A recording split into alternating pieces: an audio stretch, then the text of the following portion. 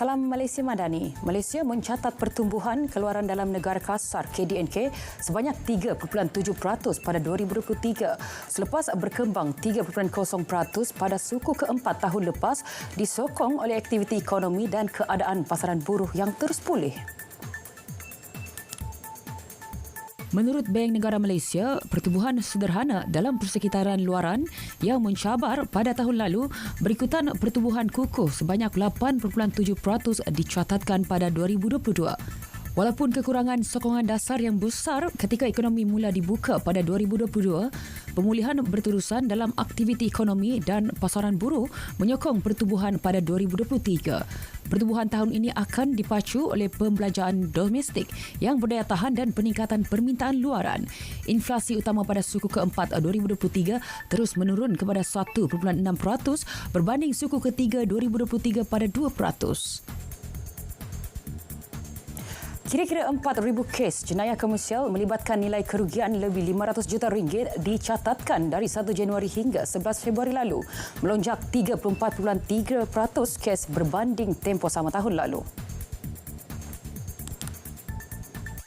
Menurut Pengarah Jabatan Siasatan Jenayah Komersial, Datuk Seri Ramli Muhammad Yusof, antara kerugian tertinggi melibatkan kes penyamaran sebagai pegawai National Scam Response Centre, mangsa rugi lebih 1.49 juta ringgit.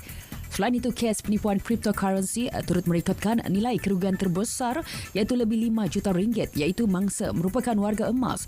Turut difailkan skim penipuan pelaburan dikenali ACX yang mempromosi pelaburan berasaskan mata wang kripto. Di samping itu, sindiket penipuan pelaburan dalam talian menyasarkan warga Eropah juga ditumpaskan. 49 individu berjaya ditahan. 300,000 naskah Al-Quran dalam 15 bahasa dicetak menerusi inisiatif kempen Sejuta Al-Quran oleh Kompleks Nasrul Quran, pusat percetakan Al-Quran kedua terbesar di dunia. Naskah tersebut dihantar ke London, Australia, Afrika Selatan dan New Zealand. Ketua Pegawai Eksekutif Nasrul Quran, Datuk Abdul Latif Mirasa berkata, kempen tersebut bagi memperkenalkan peranan kompleks berkenaan sebagai pusat aktiviti seni Islam dan gedung ilmu. Kempen Wakaf Sejuta Al-Quran bermula 23 Februari hingga 3 Mac turut melibatkan kerjasama JAKIM dan Yayasan Restu. Pengunjung berpeluang melihat secara dekat bagaimana Al-Quran pelbagai saiz dicetak. Datuk Abdul Latif ditemui selepas menjadi tetamu rancangan Selamat Pagi Malaysia di TV1. Luar negara, kira-kira 330 warga Myanmar yang mencari perlindungan di Bangladesh dihantar pulang di tengah-tengah konflik di sempadan antara kumpulan pemberontak dan tentera Myanmar.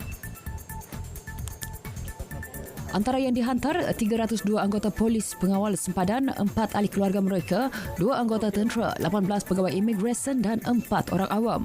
Penghantaran pulang itu melibatkan warga Myanmar yang terlibat dalam konflik di sempadan baru-baru ini. Sementara itu, Pesuruhjaya Bantuan dan Repatriasi Pelarian Bangladesh Muhammad Mizanur Rahman berkata proses penghantaran pulang berjalan melancar. Sedikit perkembangan sukan, bintang tenis dunia Carlos Alcaraz semakin hampir dengan misi mempertahan gelaran terbuka Argentina selepas cemerlang mengatasi pemain tuan rumah Camila Ugo Carabelli. Kemenangan membolehkan pemain ranking kedua dunia itu menempah tempat di suku akhir. Alcaraz bagaimanapun bermula bertahan dan ketinggalan pada awal set pertama sebelum bangkit meraih kemenangan 6-2. Serangan set berikutnya tambah menarik yang menyaksikan kedua-dua pemain terikat 5-5 pada satu ketika. Namun Alcaraz membuktikan status sebagai pemain pilihan dengan meraih 2 lagi mata sekaligus mengesahkan kemenangan 7-5. Pemain muda berusia 20 tahun itu seterusnya akan berdepan wakil Itali Andrea Vavasori. Sementara itu, naib juara tahun lepas yang juga pilihan kedua dari Great Britain Cameron Norrie tewas mengejut kepada pemain Argentina Federico Coria. Norrie tumpas 6-2, 4-6, 6-3. Semasa empat berakhir di sini, dari sungai ke segara, Palestin pasti merdeka. Malaysia Madani, tekad perpaduan penuhi harapan.